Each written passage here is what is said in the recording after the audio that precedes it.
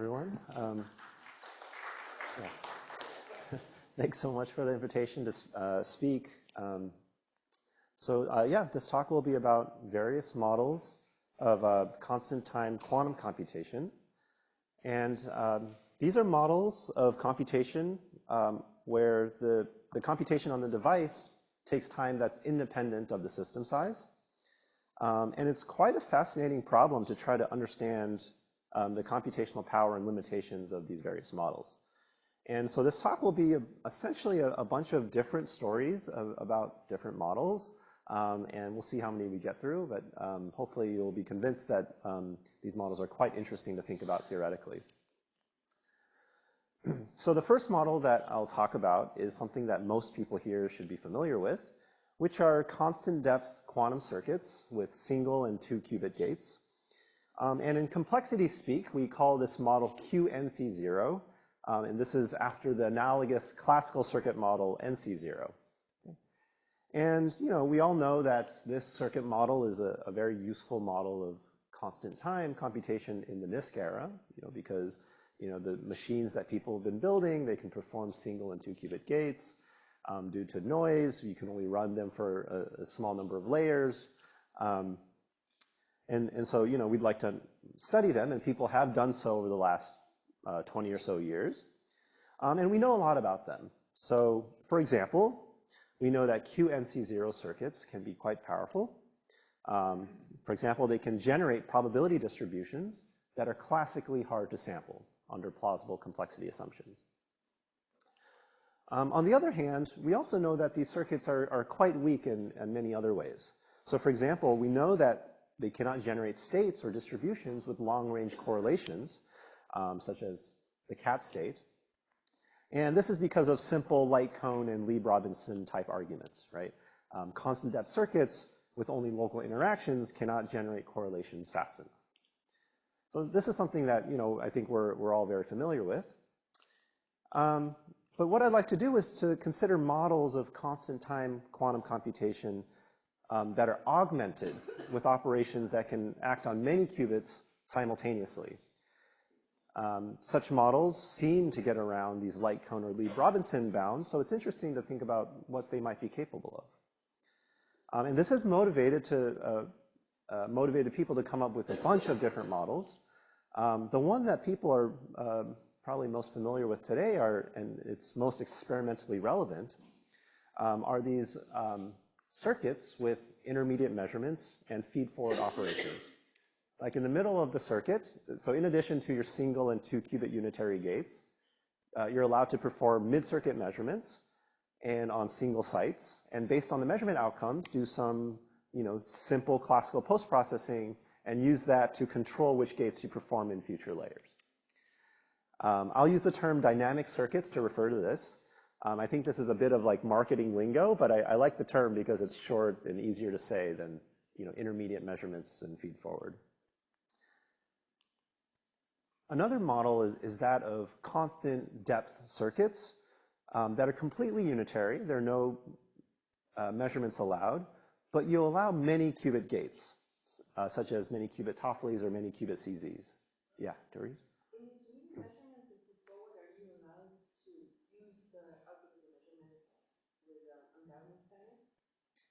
Yes. Yeah, you're allowed to make a measurement and then copy the measurement outcome many times, or compute parities of the measurement outcomes. So I'm allowing you to do that in your model. Sorry? That's a great question. So in general, we can be flexible about what types of classical processing you're allowed. But for this talk, I'll think about a relatively simple classical processing. So just essentially, you can compute parities of the bits. So just you can keep that in the back of your mind. We're not allowed to do like very, very complicated, exponential time processing or anything. Good questions. So for these circuits with many qubit gates, think of the many qubit gates as maybe something like a CZ gate that can act on many, many qubits at a time. And in complexity theory, people have studied models like these. They go under names called QAC0 and QAC0 with fan-out. And these models will play an important role in this talk, and I'll get more into them in a second. These models are maybe more experimentally speculative. So whenever I ask an experimentalist if they can implement many qubit gates, some of them will go, oh, sure, yeah, definitely. We can do maybe 3 qubit gates. And that for them is a many qubit gate. But really, when I say many qubits, I'm thinking, these gates can act on a number of qubits that grows with the system size, so something that acts extensively on the system. Okay, so another model, and this is something that is motivated by fault tolerance, and we learned a bit about this in Isaac Kim's talk yesterday, are models of constant circuits with constant t depth. So you allow the circuit to perform, say, arbitrary Clifford operations, but the number of layers of t gates is constant. A closely related model is something called the magic hierarchy, which kind of captures the same idea, where you have constant number of alternations between Clifford circuits and QNC0 circuits. And this is a model that's motivated by fault tolerance because maybe we can think of non-stabilizer operations as something that's the costly operation that we want to count. And then finally, another model that people like to think about are these short-time global Hamiltonian evolutions. These are models that are appropriate for, say, analog quantum simulators, but I won't talk about this at all in this talk. So this might seem like a zoo of different models, but what's really interesting is that there are non-trivial equivalences between many of these.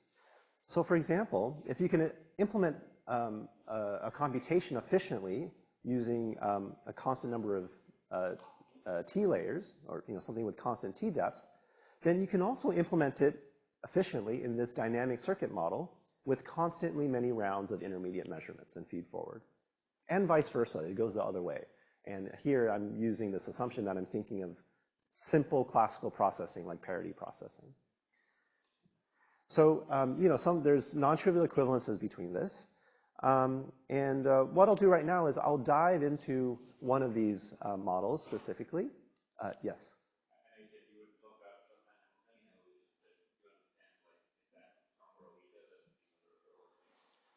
That's a great question. I actually have no idea. That's something I'm interested in thinking about. Yeah. So it'd be nice to kind of see what are there, arrows, in any direction between this and the other models.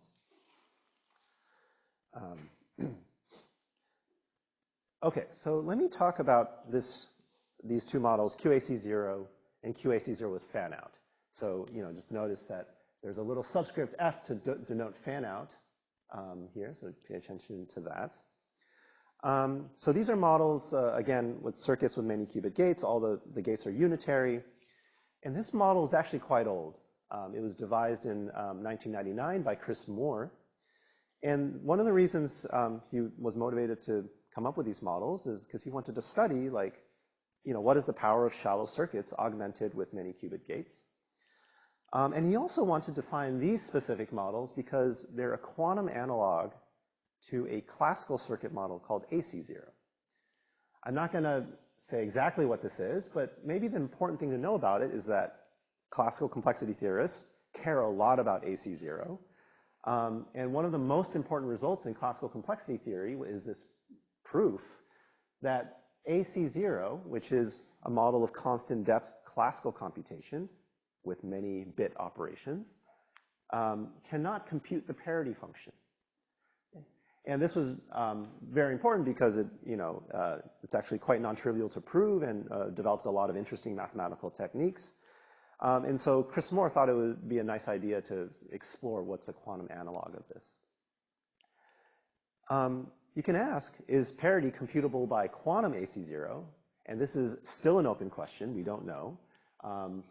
The conjecture is that it's also not computable by QAC0, but it's still open. So we don't know the quantum analog of this famous classical complexity result. So I'll get back to this in a second. But first, what exactly are these models? Let me spell it out.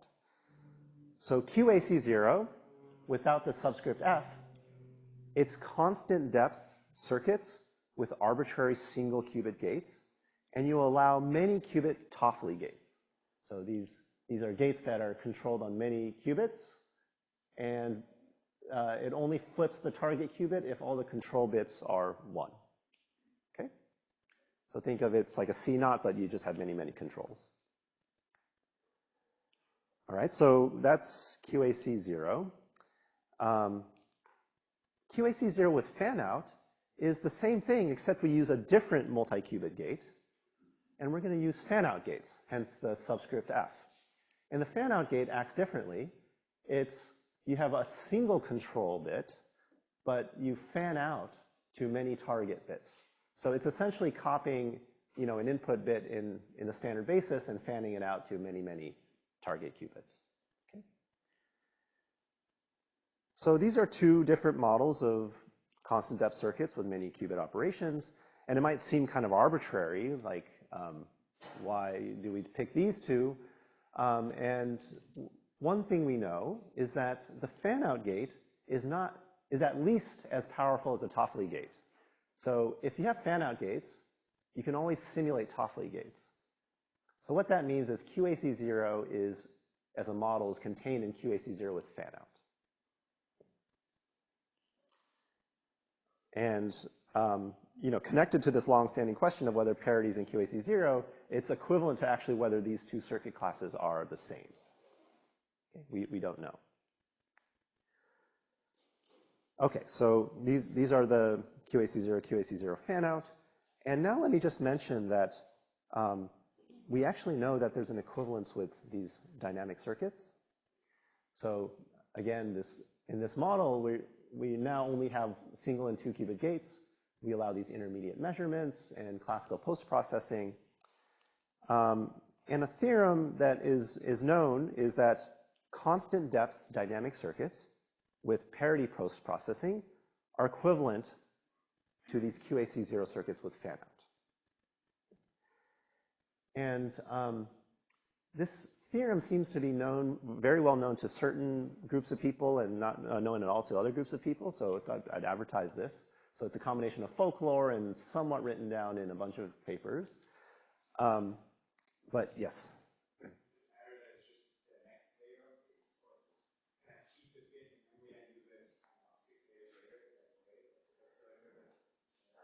Good question. I think for this equivalence, it suffices only to control the next layer, and you can forget the measurement outcomes.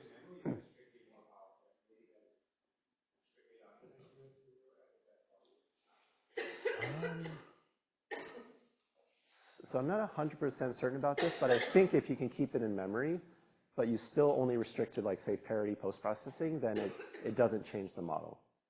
Because maybe in some sense you can always just store the bits in quantum memory. Yeah. What do you mean by parity post-processing?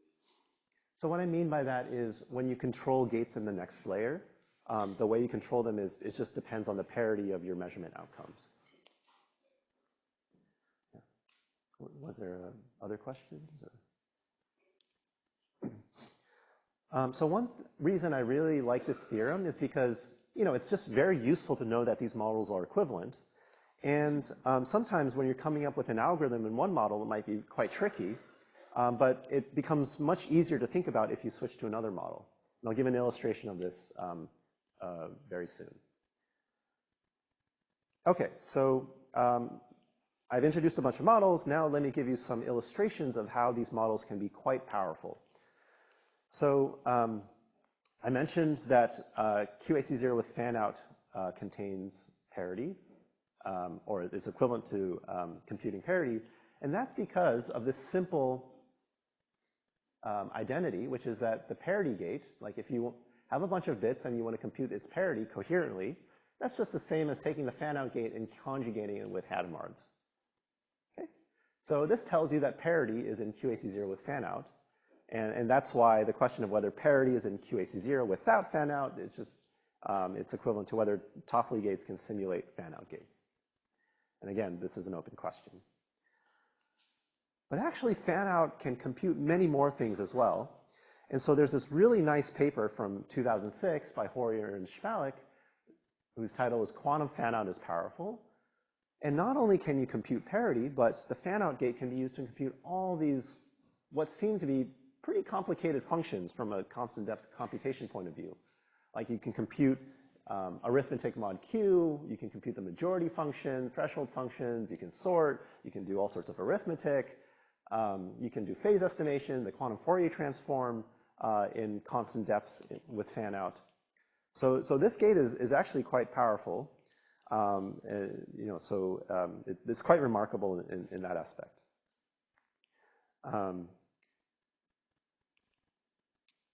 Beyond computing just, say, Boolean functions, this QAC0 with fan-out can also prepare very interesting types of states.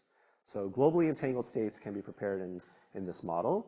So certainly it's not subject to light cone or Lieb-Robinson bounds. It's very easy to see that you can prepare the cat state, right? Like you can prepare a qubit in the plus state, and then fan it out to a bunch of ancilla qubits, and you have the cat state.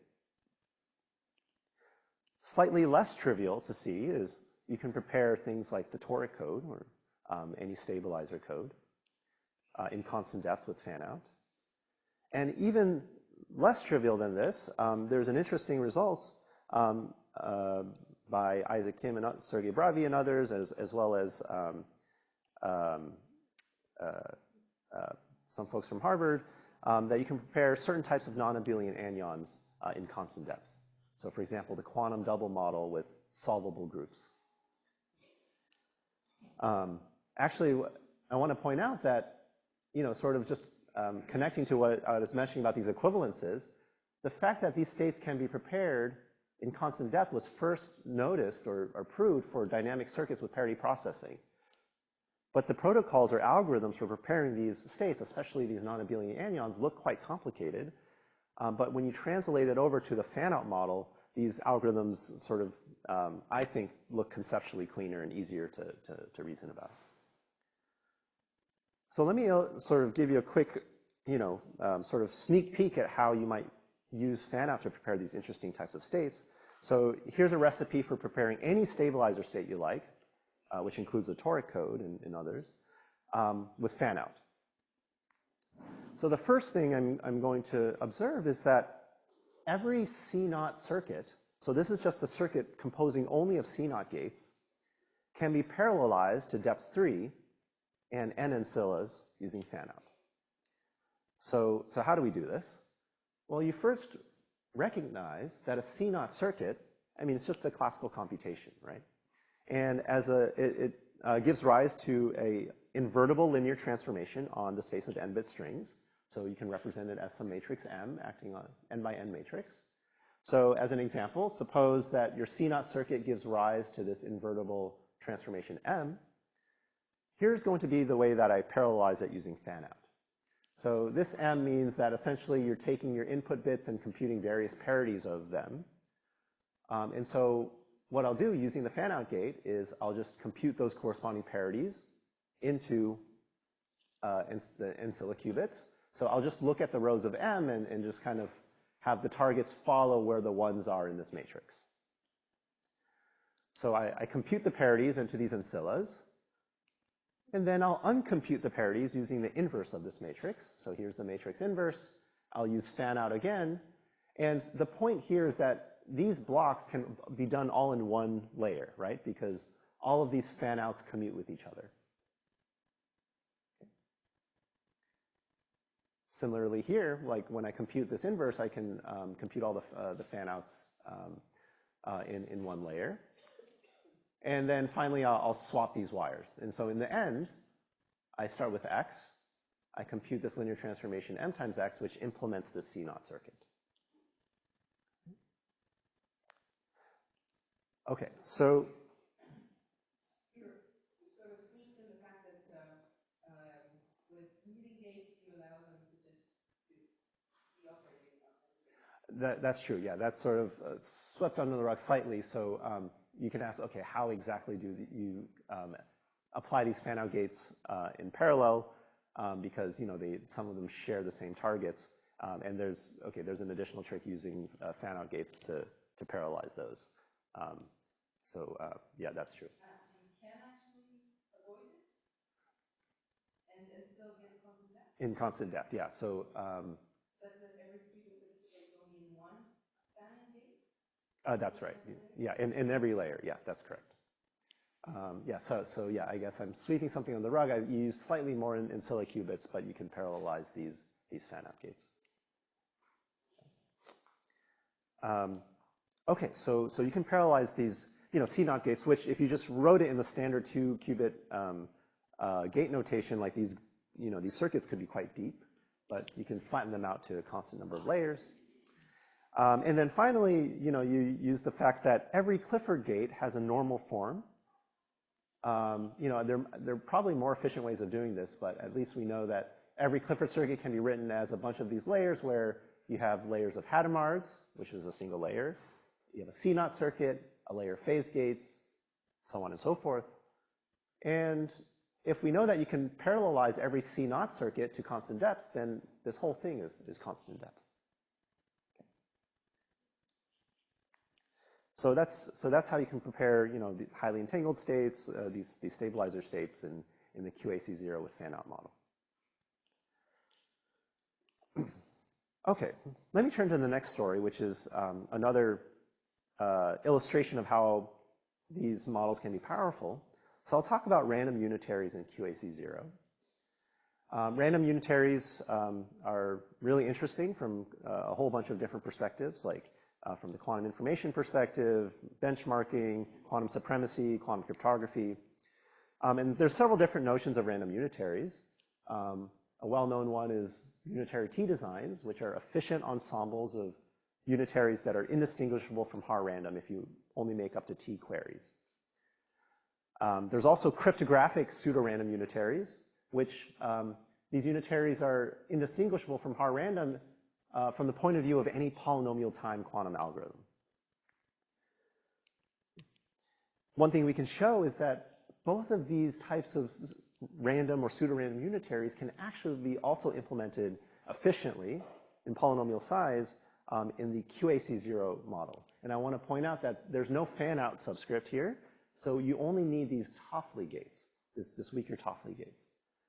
And one reason I find this quite interesting, I mean, aside from the fact that you can, simulate these random-looking unitaries in constant time, is that to our knowledge, this is the first interesting class of unitaries that is implementable in QAC0.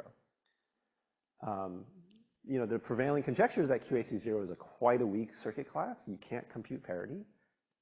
Yet you can still implement these scrambling unitaries. So let me give you sort of a hint of how this is done.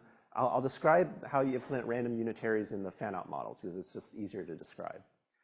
So a recent construction of random unitaries is something known as the PFC construction. And this is where you take a random Clifford operator on n qubits, a random ±1 diagonal matrix from some distribution, I'll describe in a second, and a random permutation matrix. So this is not a permutation on qubits, but it's a permutation on the set of basis states. And if you multiply these three matrices together, and if you sample P, F, and C from the appropriate distribution, you get an approximate unitary T-design. So what distributions will I sample this from? Well, C I'll choose to be a random Clifford operator, which we've seen can be parallelized to constant depth. We know this has a constant depth implementation. This random ±1 diagonal matrix, I'll take to have the diagonal entries come from low-degree polynomials. These turn out to be computable very efficiently. This is just using some classical algorithms tricks. We can compute these low-degree polynomials in QAC0 with fan-out.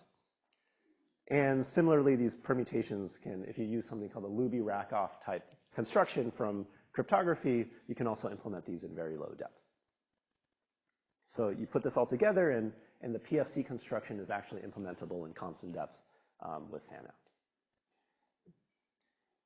Getting this to constant depth without fan-out using only Toffoli gates uses some more ideas, but I can tell you more about that offline. Okay, so these are two illustrations of surprising power of these constant depth models. But now let me turn to, can we show limitations on these models, right? They can do a lot of things, but can we understand what they can't do? And here the story becomes much murkier. We have a little less progress, but proving lower bounds is always difficult. Let me start off by saying, here's a conjecture I really, really like. And I'll call this the TVV conjecture, and this is from Tanti Vasudhakarn, Ashwin Vishwanath, and Ruben Verisid. And they conjectured in this paper, which gives constant round measurement protocols for preparing all sorts of interesting topologically ordered states, like these quantum doubles with solvable groups and so on. But they also conjectured that there are other types of topological order that cannot be prepared in this manner using any number of finite number of measurements. And they conjectured this Fibonacci topological order, which I actually don't quite know what it is, but they conjectured that it can't be done in this model, and also quantum double model for non-solvable groups. So when I first saw this conjecture, I got really excited, because from the lens that I use of complexity theorist, their conjecture is really about a QAC0 fan-out circuit lower bound for state preparation. Okay, so what do we know about this? A few years ago, my student Greg Rosenthal showed that QAC0 fan-out state preparation lower bounds, meaning that if you can show that QAC0 with fan-out cannot prepare certain types of states, you have also proved that QAC0 with fan-out cannot compute certain Boolean functions. On the other hand, QAC0 with fan-out Boolean function lower bounds would yield major breakthroughs in classical circuit complexity theory. Why is that? So this paper by Hoyer and Spalek that I mentioned before, one of the implications is that this QAC0 with fan-out can compute classical functions from a circuit complexity class called TC0, which is constant depth circuits where you allow majority gates, and is some kind of model of neural networks, essentially. It's a seemingly weak circuit class, but it's beyond the frontier of what we know how to prove lower bounds against in classical circuit complexity. So showing an explicit Boolean function outside of TC0 is a long-standing open problem. And actually, in some sense, we have good reasons for why we've had so much trouble proving this, because this problem encounters what's called the natural proofs barrier of Razborov and Rudish.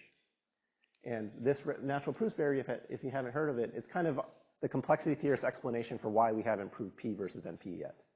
Essentially, they showed that they had a formalization of any reasonable natural way of proving circuit lower bounds cannot work. Essentially, if you use one of these so-called natural proofs to prove that a function is hard, you've simultaneously proved that it's easy. So, there's a contradiction there. All that's to say is that this TVV conjecture about the inability to prepare these topologically ordered states, really they're running up into some really difficult mathematical problems, even in classical complexity theory. So, if we were to sort of think about proving these circuit lower bounds in terms of scaling, the Mount Everest, then, maybe proving QAC0 with fan-out lower bounds is kind of like reaching this peak here. It's very difficult, very dangerous. No one's ever done it before. I mean, people have reached Mount Everest, but, proving TC0 circuit lower bounds is formally easier, but also quite difficult. It's kind of like reaching this peak that's slightly lower here. And, we know that if you're able to reach this peak, you must have been able to reach this peak. And the classical complexity theorists would be thrilled to be able to make it up to here. So, given these challenges, maybe we should try more feasible goals. So maybe in the last couple minutes, I'll just mention a couple of approaches to tackling some of these smaller scale summits down here. Okay, so there's the QAC0 versus QAC0 with fan-out question, and also something, if I have 30 seconds, I'll mention something about magic hierarchy lower bounds. Okay, so I mentioned before, we don't know whether Toffoli gates and fan-out gates are equivalent in constant depth. Long-standing question. There's been a little bit of progress, but there's a lot we don't know. And one of the things I want to mention is that recently we've developed sort of an analytical method called polyanalysis, or polyspectrum analysis of QAC0 circuits to try to make progress on this question. And maybe just to summarize really quickly, we introduced a way of talking about the polyspectrum of a quantum circuit, where the polyspectrum tells you something about its computational complexity. And what we show is that if you look at QAC0 circuits with few ancillas, the polyspectrum has some very interesting structure. They're highly concentrated on the low-degree components of the spectrum. And so this gives you a sense in which these QAC0 circuits are quite computationally weak.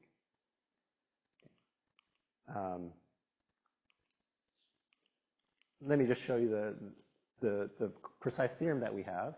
So if you have a circuit C, a unitary C that's computable by a depth D size S QAC0 circuit with A ancilla qubits, then its polyspectrum, which essentially you take the Heisenberg you take the Z operator on the output qubit of your circuit, you evolve it, Heisenberg evolve it with the circuit, and look at its Pauli expansion, and look at the sum of squares of the Pauli coefficients on degree greater than K, it decays exponentially in this following fashion. And what's annoying is that there's a 2 to the ancilla dependence, and if you can bring this exponential dependence on the ancillas down to polynomial, then this would actually show that these two classes, QAC0 with fan-out, are separated. And sort of just a nice picture is you can view that QAC0 circuits have this kind of polyspectrum. I think I have about 5 more minutes? Okay, cool. So maybe, yeah, the last part that I'll talk about is this model that I just mentioned. This is called the magic hierarchy. And if you haven't heard of it, that's because it's been just recently introduced a couple months ago by my student, Natalie Parham. She defined this model, which is consisting of a constant number of alternations between Clifford and QNC0 circuits. And as mentioned, this is an interesting model that's motivated by fault tolerance considerations. And it's also just mathematically interesting. It's equivalent to all these other models we've talked about, so it's not like not kind of like a esoteric one. And the reason for thinking about this is because, you know, it might be hard to prove QAC0 with fan-out or dynamic circuit lower bounds outright, but we can still hope to prove lower bounds against specific levels of this magic hierarchy. So this is something that Natalie proved recently. What do you mean by the level of the magic hierarchy? Oh, good, yeah. It's the number of alternations. So level 1 would be Clifford plus QNC0. Then what do you mean that MH is equivalent to QAC0 fan-out? Oh, good. What level? So there's up to constant factor. Like if you have a magic hierarchy circuit with, like, say, 3 levels, then there's going to be a fan-out circuit, a QAC0 circuit with, you know, some constant times 3 with that depth. So the number of alternations between these circuits is up to constants equivalent to the number of measurement rounds you use, or the T depth.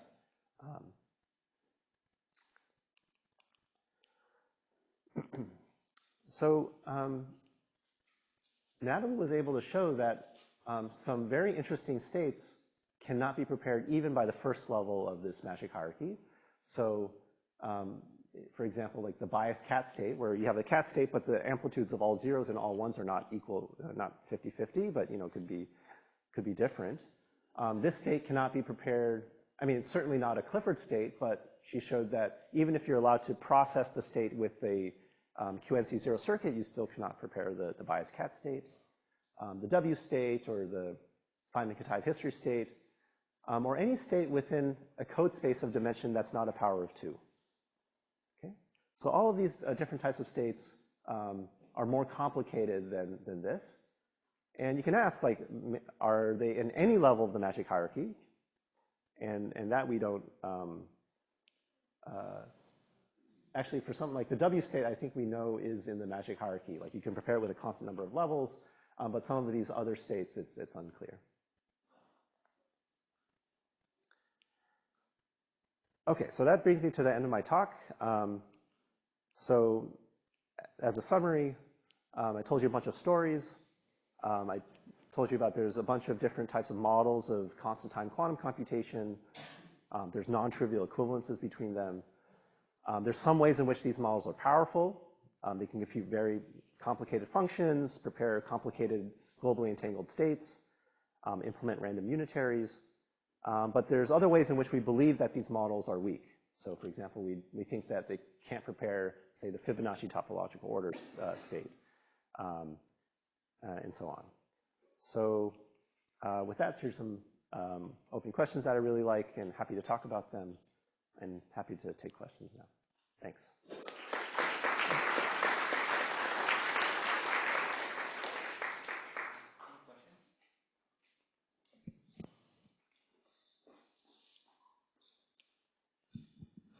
The fan out is more powerful than Toffoli gates. That's what you're saying, right?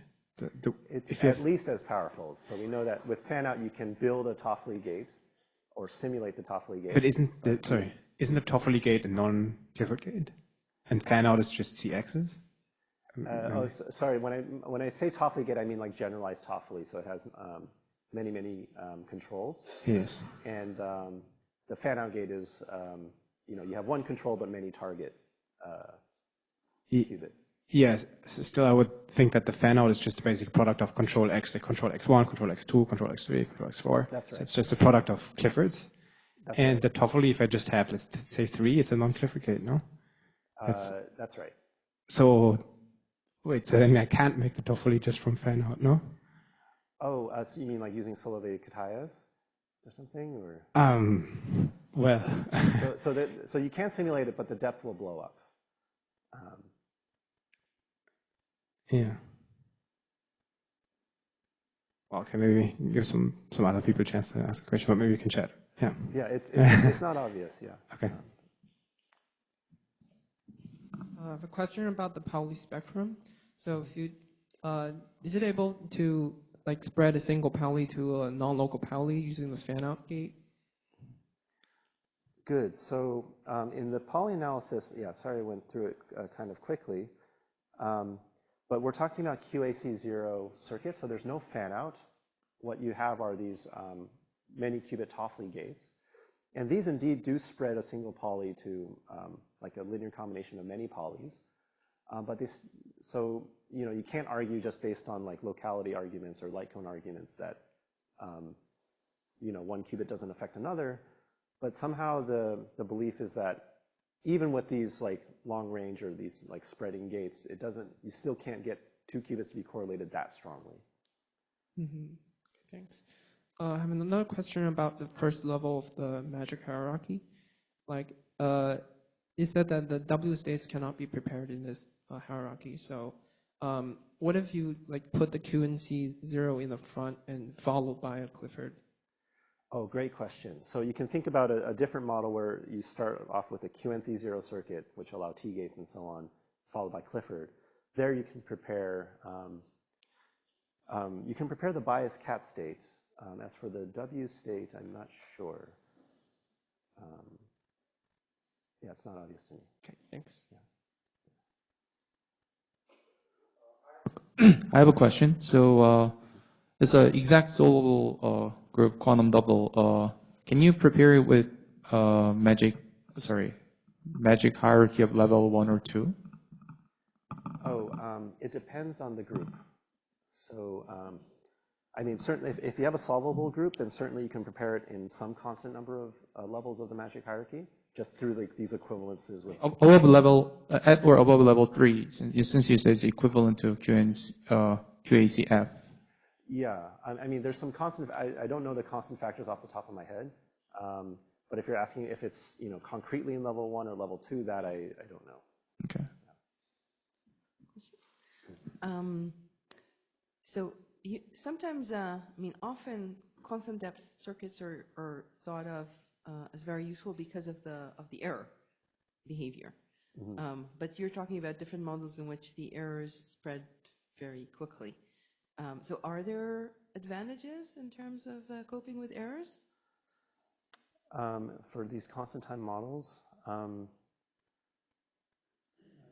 I guess I'm not sure, but in some sense, at least these like constant t-depth models, I think, are maybe motivated by, because if you encode such a circuit through like a fault tolerance construction, then the cost of a low t-depth circuit could be favorable, compared to like a higher t-depth circuit. So maybe in that sense, it's connected to errors. So maybe the equivalents do not sort of preserve the error I see. behavior. Not that I know of, yeah.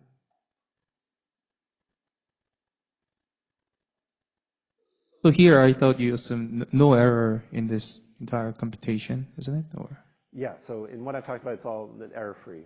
but with all the non-locality and like if you introduce error, probably you need lots of additional Zillas to make it fault tolerant. Presumably, yeah. I actually haven't thought much about these models in the context of fault tolerance, but so. All right, let's thank the speaker again.